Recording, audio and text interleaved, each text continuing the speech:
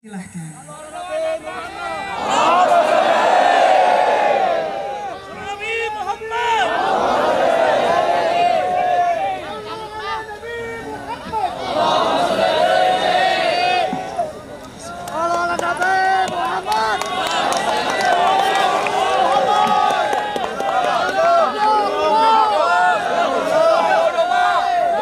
Assalamualaikum warahmatullahi wabarakatuh.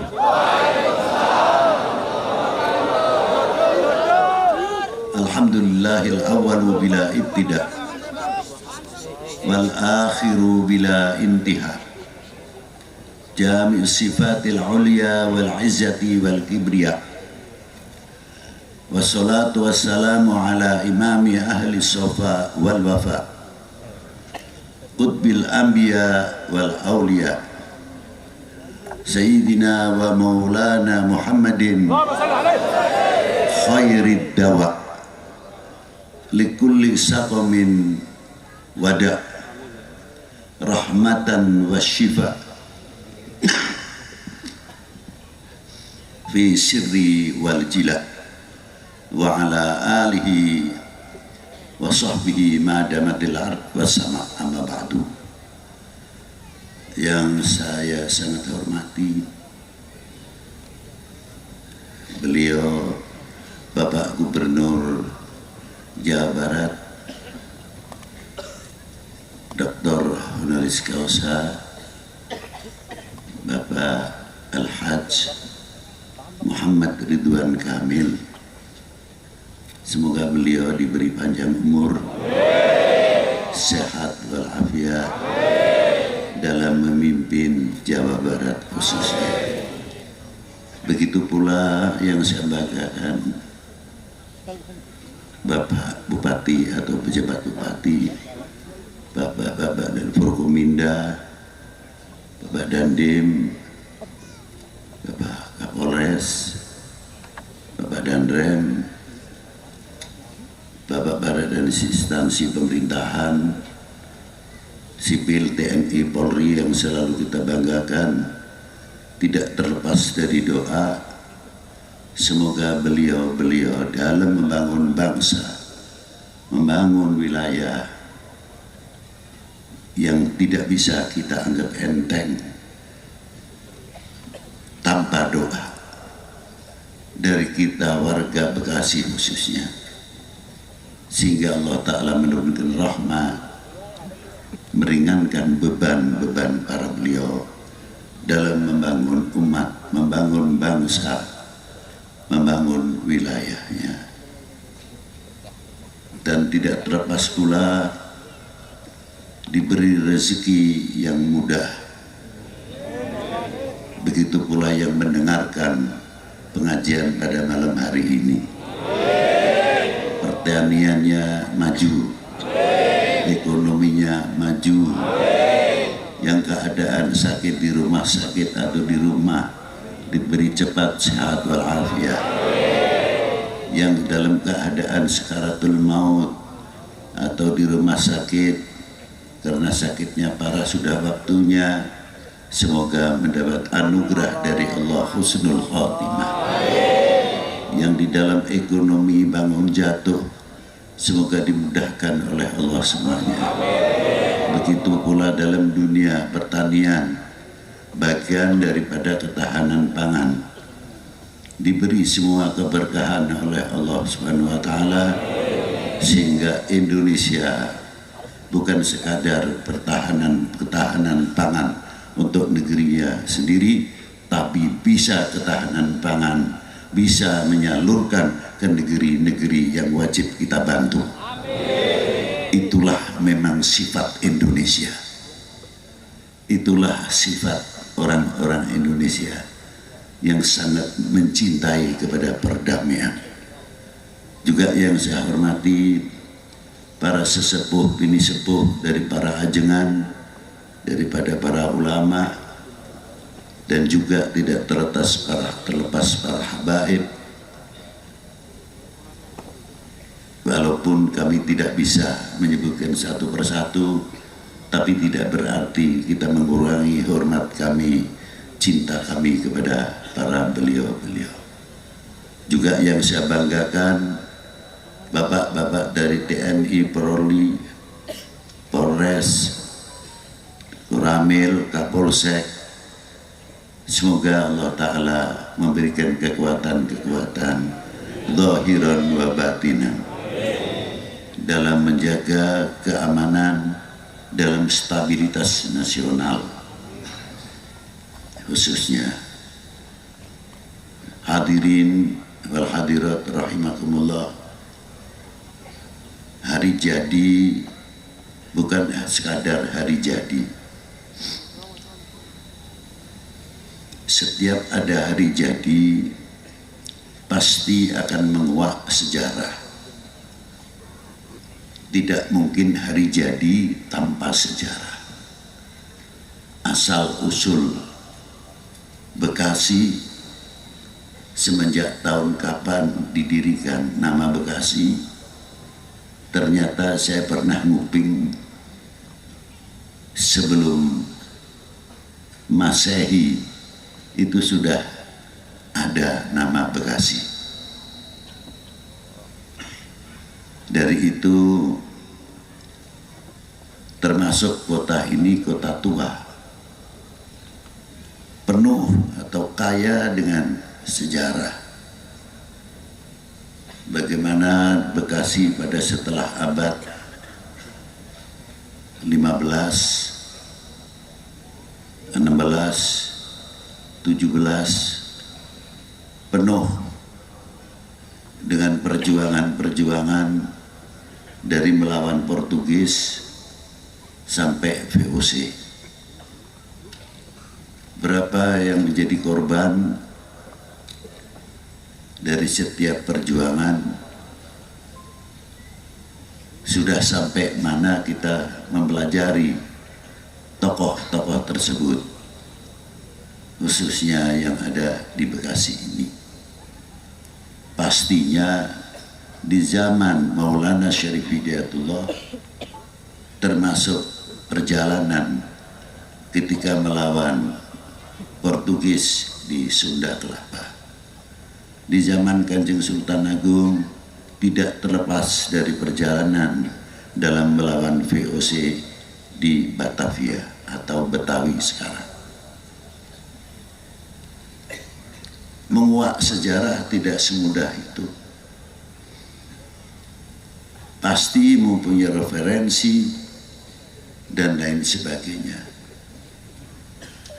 Maka tergali sejarah-sejarah yang diteruskan oleh para kesepuhan yang sangat luar biasa, yang tidak bisa kita ragukan cinta bangsa dan tanah airnya. Nasionalis tanpa cinta kepada bangsa dan tanah airnya atau mengenal sejarah tidak mungkin. Sumbernya nasionalisme adalah mengerti para pejuang-pejuang atau sejarah bangsanya dan lain sebagainya. Baru kekuatan-kekuatan nasionalisme, cinta bangsa dan cinta tanah airnya tidak bisa diganggu-gugat karena mengerti sejarah. Khususnya yang ringan saja, karena sebagian sekarang itu telah melentur kecintaannya kepada bangsa dan tanah airnya, sehingga karena melenturnya cinta kita kepada bangsa dan tanah airnya mudah kena penyakit hoax.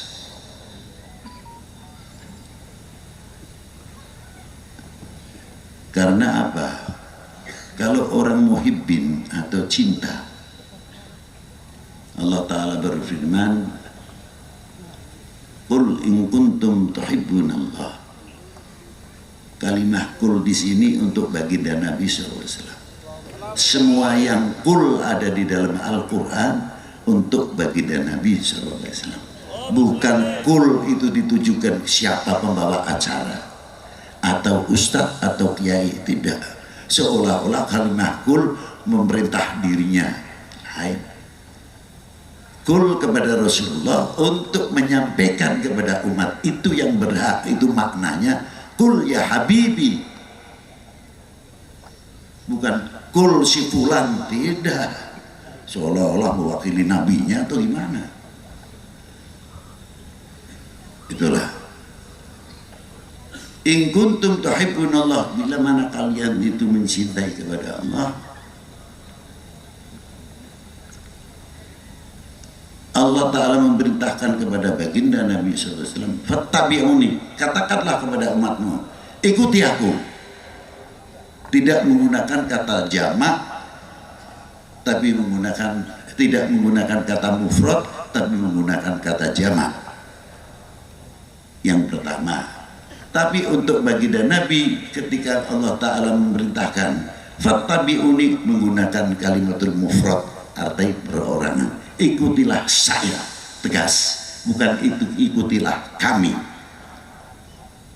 Tahu ilmu Quran, tidak mungkin akan menafsirkan Quran tanpa mengikuti pintunya baginda Nabi SAW. Akan memahami Al-Quran harus melewati pintunya baginda Nabi SAW. Tidak semudah itu untuk menafsirkan Quran. Kenal dahulu kepada yang diperintah oleh Allah Ta'ala, fattabi'uni. Kalian, kita semuanya akan dicintai oleh Allah Subhanahu wa Ta'ala.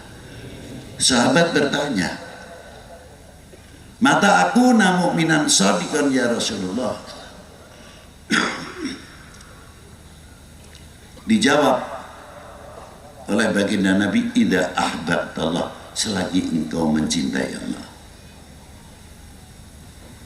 Selanjutnya ya Rasulullah, selagi engkau mencintai para utusannya. Selanjutnya ya Rasulullah, mengikuti sunnahnya dan tarekahnya, dan mencintai orang yang dicintainya. Ini luar biasa.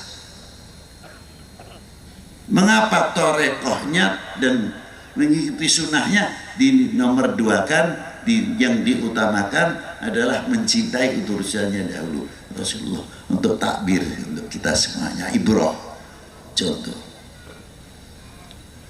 Dari sebab apa?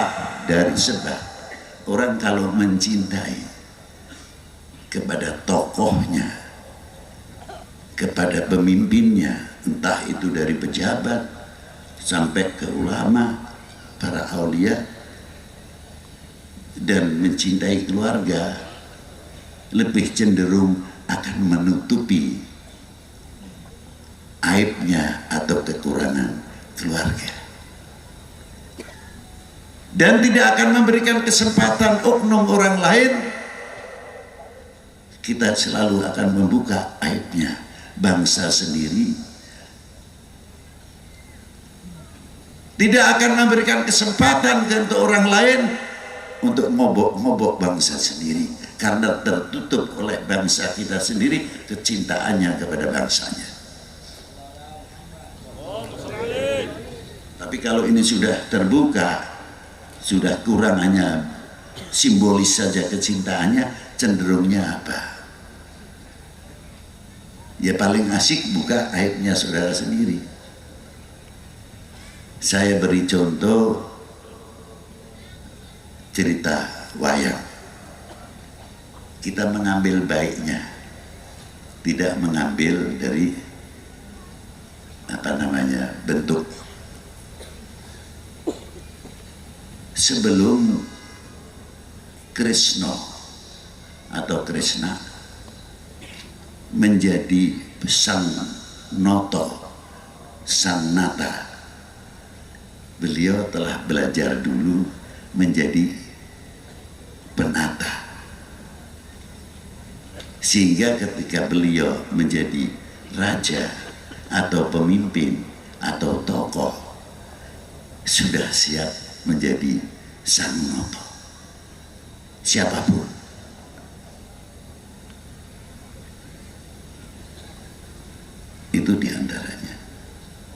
Tapi harus menguasai 5 hal. Apa diantaranya pendidikan itu? Mandito. Mandito itu boleh diartikan ulama, bisa diartikan pandito, sesuai pemegang bagaimana agamanya. Mempunyai ilmu, kiainya itu punya ilmu, ulama menguasai. Ini satu. Yang kedua, mempunyai kaca benggala. Kalau ditafsirkan bahasa Jawa atau Sunda, weruh sak jeruning winara. Tapi bukan untuk tukang bedak, tukang tebak, bukan. Ini maknanya sebetulnya lain. Mendidik kepada rakyat, mendidik kepada kita semuanya, intelijensi kita sejauh mana. Menjadi bangsa tidak mudah percaya. Menjadi bangsa tidak mudah dibentur-benturkan. Karena apa? Intelijensinya kuat.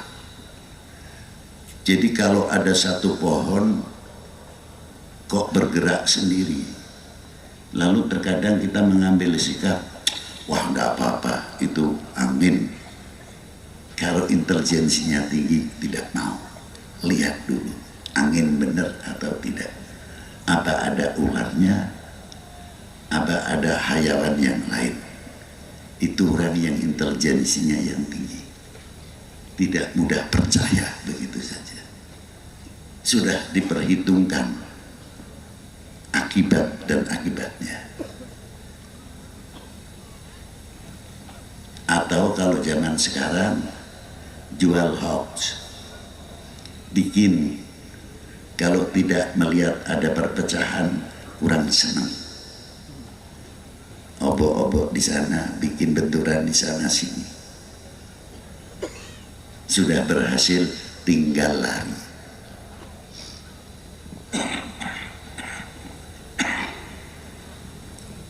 Tapi kalau orang yang mempunyai intelijensi yang tinggi, sangat waspada. Yang ketiga, mempunyai cupu mane astogino. Ini kalau dalam dunia pewayangan bisa untuk menyimpan sebesar apapun, gunung pun ini cerita wayangan bisa disimpan. Sebetulnya maksudnya bukan itu. Bisa tidak kita sebagai anak bangsa menyimpan rahasia?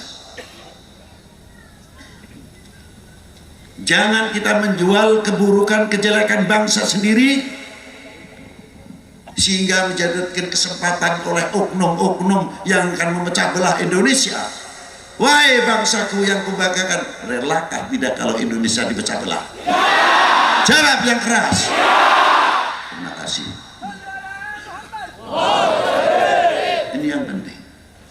Kalau kenal namanya cupu mane. Yang keempat, punya kembang Wijoyo Kusumo. Bukan untuk menghidupkan orang mati. Ini tanah yang gersang, gundul, bisa tumbuh. Ini gimana caranya?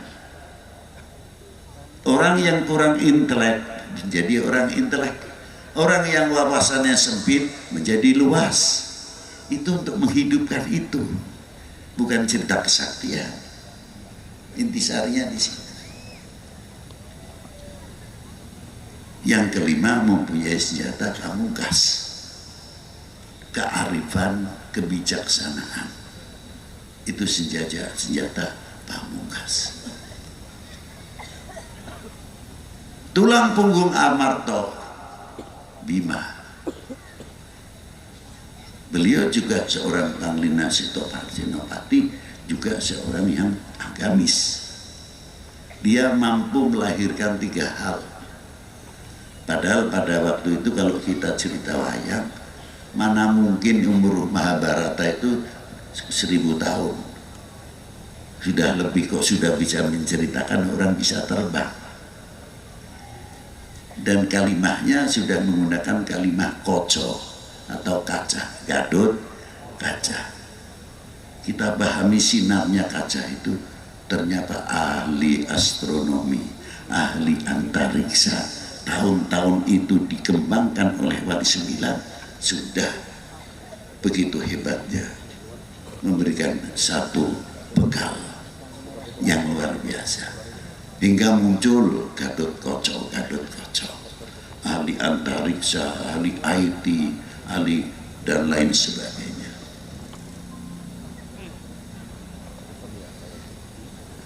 Yang kedua, Ontorjo, bisa nyiram ke bumi, ahli pertambangan.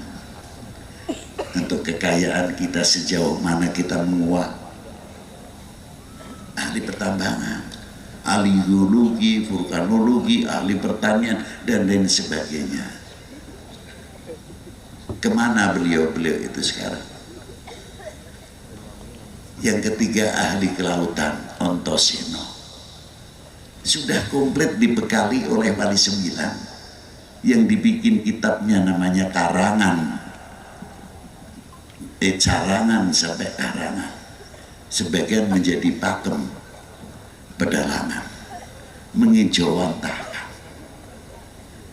Yang ketiga, mempunyai Semar yang bisa menjembatani ulama, menjembatani dari para tokoh ke umarok ke rakyat, menjadi penengah betul-betul kondusif, wawasan dan sebagainya.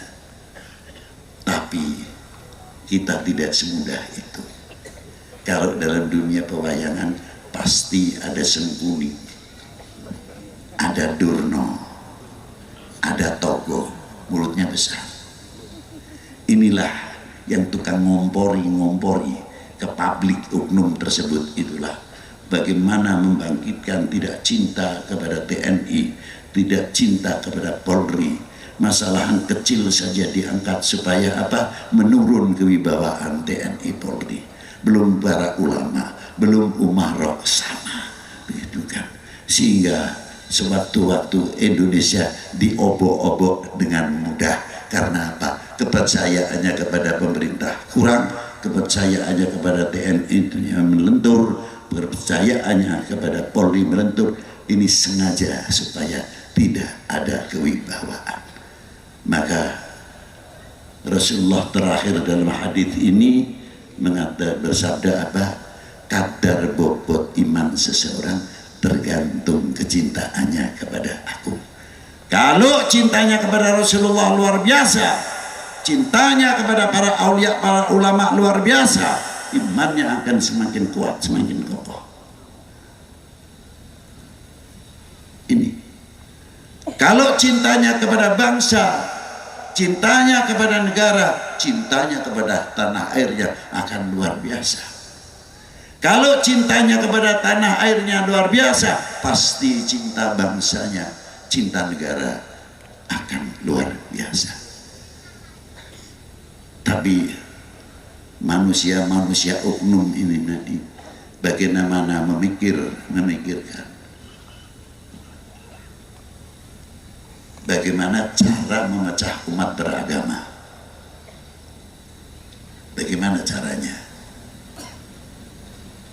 Jauhkan umatnya kepada para tokohnya, khususnya dunia Islam, supaya nganggap baginda Nabi manusia biasa, tidak usah berlebihan. Umpama ini,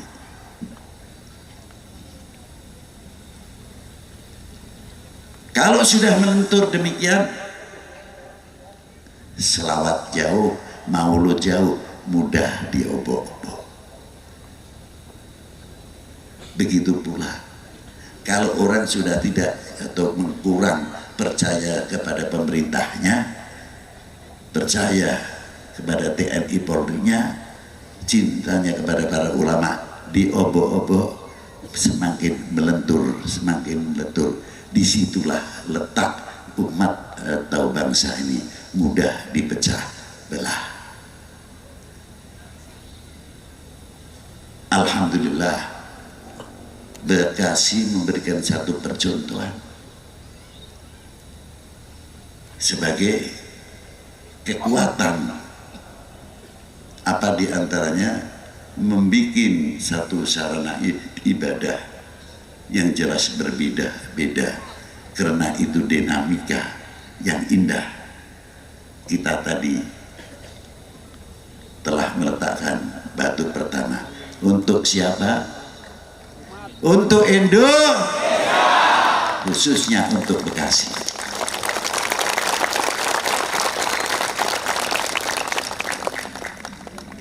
Tanpa kita melihat mereka siapa, tapi kita melihat mereka, dia saudaraku Indonesia. Aman kalau melihatnya ke sana, nggak mau ribut ya obo-obo.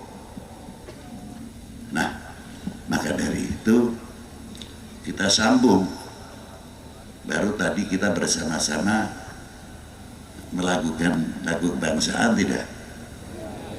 Indonesia tanah airku, tanah tumpah darahku. Benar, benar. Tanah airku benar. Sejauh mana? Sejauh mana? Sejauh nyawa masih dikandung ada. Nah, ini mempunyai kandungan apa? Kok penting banget sih lagu Indonesia Raya? Ya penting. Kok gampang temen ngomong begitu. Lagu Indonesia jadikan lagu kebanggaan. Karena ada apa di lagu kebangsaan? Ada ikrar, bukan salah lagu. Ketika kita mengalunkan Indonesia tanah airku, itu dalam lagu apa dalam pernyataan? Jadikanlah lagu Indonesia Raya di samping lagu kebangsaan menjadi ikrar bangsa Indonesia. Tunjukkan kalau kita mengakui benar Indonesia tanah airku, tanah tumpah darahku. Silahkan mau bersekolah pesantren di luar negeri, pulang dari Eropa tidak akan melenturkan dirinya sekalipun makan pakai sendok garpu. Silakan di Timur Tengah bersurban berjubah, tapi tidak akan melenturkan keindonesianannya, karena kita sudah ikrar Indonesia tanah. Setuju? Merdeka tetap. Itulah diantaranya. Ayo kita jaga. Jangan pakai basa-basi lagi. Kembangkan Indonesia tanah airku, tanah tumpah darahku. Akan menimbulkan satu kecintaan yang luar biasa. Dan hebatnya, bangunlah jiwanya, bukan bangunlah badannya.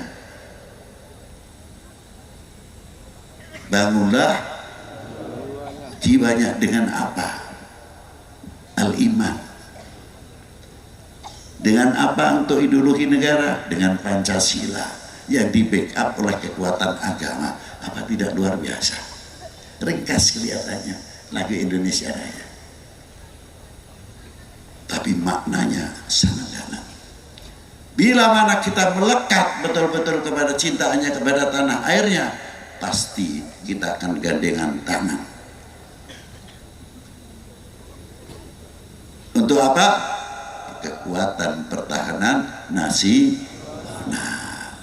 Itulah yang penting. Nah, perlu diketahui, para ulama, para pendahulu, pendiri bangsa ini sangat melekat sekali dengan Indonesia tanah airku yang bukan basa-basi. Dari perjuangannya melawan Portugis sampai VOC dan sebagainya. Ada satu cerita sedikit bagaimana sesepuh-sesepuh kita membangun bangsa ini. Duga di dia masih ayat keneh atau henteu abdi mantep terang. Lamun badai ngajian bumi di memolona pasti ayat tiwu, ayat janur, lapa, timun, pare segalana. Nah, masih ayah. Nuhun, alhamdulillah. Itu filosofinya sangat tinggi dalam membangun cinta bangsa, cinta tanah air. Dan sengaja tidak terus pakai rem dulu ataupun usuk dipasang dulu, tidak. Nanti, karena bendera menjajah di instansi pemerintah Hindia Belanda semuanya sudah tertanam bendera-bendera mereka. Bagaimana cara membangun merah putih pada waktu itu sehingga setiap rumah mempunyai merah putih? Itu perjuangan para beliau. Tapi kalau langsung pasang merah putih, dor oleh penjajah. Tapi pakai ini, ditutup pakai janur kuning langset gelis atau cantik, ditutup tiwu amis manis, kalapa, are, dan lainnya. Yang saya tanyakan, sebelum pemasangan bendera ajibnya pakai apa, ritual dahulu?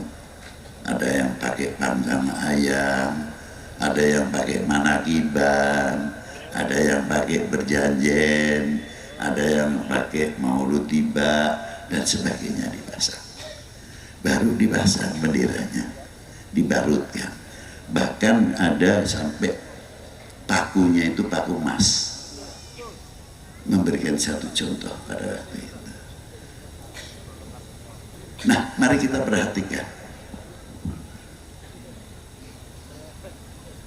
Di dalam apa yang ada di dalam memolo tiang paling tengah itu ada setengah bulan baru dipasang reng usuknya. Karena dulu reng usuk biasanya para sesepuh pendahulu hari awina dikeum heula. Opat puluh dinten ayan itu bulan. Pantas kalau rengnya usukna kuat-kuat. Pantas eta. Kira-kiranya setengah bulan kalau musim halodo kemarau itu janurnya layu tidak, berubah warna, layu. Tiwuna atau tebu menurun manisnya dan berubah. Kelapanya semakin coklat yang tadinya hijau, sampai pisangnya masak, padinya tidak usah dipoek lagi, langsung matang langsung. Yang saya tanyakan, kira-kira merah putihnya ikut begitu tidak? Jadilah seperti itu. Tidak mudah kena rayuan, tidak mudah kena provokasi. Merah putih adalah merah putih. Bendera partai boleh banyak, silakan. Tapi merah putih hanya itu hebatnya. Filosofi itu para pendahulu sudah memberikan satu contoh. Ada contoh lagi yang hebat. Kalau kita ke laut yang dilihat apa? Ombak atau ikan, nelayan pulang di pelabuhan, aduh lautnya tak ageng-ageng, ceritana dan pengalaman. Tapi ada keistimewaan yang luar biasa. Kita banyak menggunakan cinta tanah air, laut terutama kita lihat. Kalau musim kemarau, yang musim kemarau itu kira-kiranya berapa juta kubik per detik yang masuk ke laut. Dan kalau musim hujan berapa miliar kubik per detik masuk ke laut. Itu istimewanya. Dan banjir yang mau masuk ke laut terbatas kemampuannya. Tidak musim halodo, tidak musim kemarau. Setiap yang masuk ke lautan ots yang akan merusak laut ots digiring oleh gelombangnya, minggir, dihalau terus. Makanya pesisir jarang yang bersih, bangkai juga minggir, limbah lainnya juga minggir, laut bisa membenahi out semuanya. Dan yang lebih hebat lagi, berapa miliar kubik per detik masuk ke laut. Belum pernah saya mendengar bahwa asinnya air laut menurun. Semakin asin tambah asin lamun musim hujan. Itu hebatnya. Berarti laut mempunyai jati diri, laut mempunyai harga diri, laut mempunyai kehormatan diri. Sama apa yang ada kandungan dalam merah putih. Perjuangan kita untuk menegakkan merah putih berdarah. Kemerdekaan Indonesia bukan hadiah. Mestinya kita malu kepada pendiri-pendiri bangsa. Mempunyai kontribusi apa kita kepada merah putih? Karena di dalam merah putih ada 3 kandungan, 3 hal yang harus kita memahami. Yang pertama, kehormatan bangsa. Tulis. Supaya generasi kita itu tahu itu. Dalam merah putih mempunyai kehormatan bangsa. Yang kedua, harga diri bangsa. Yang ketiga, jati diri bangsa. Terringkas di dalam merah putih walaupun tidak berhuruf. Itulah apa yang ada di dalam laut itu sendiri. Tapi hebatnya laut tidak pernah intervensi.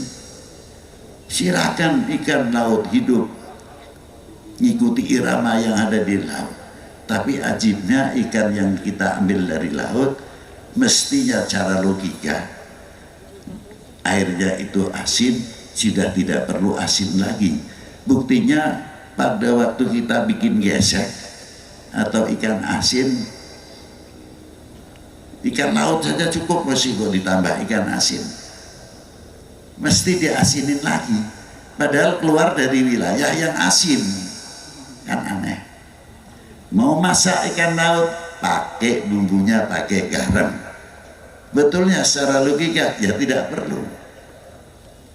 Itulah luar biasanya. Toleran yang ada di dalam tubuh air laut itu sendiri sudah mulai memberikan contoh kepada kita.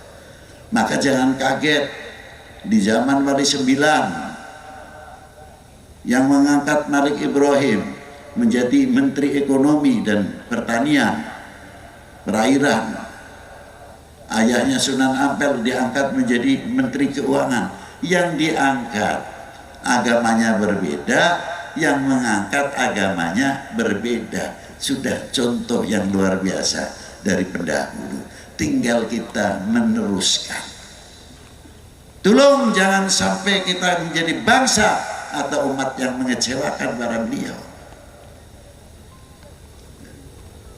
Beliau di dalam kubur sudah meninggal, ada yang 454 tahun, ada yang 500 tahun, masih membuat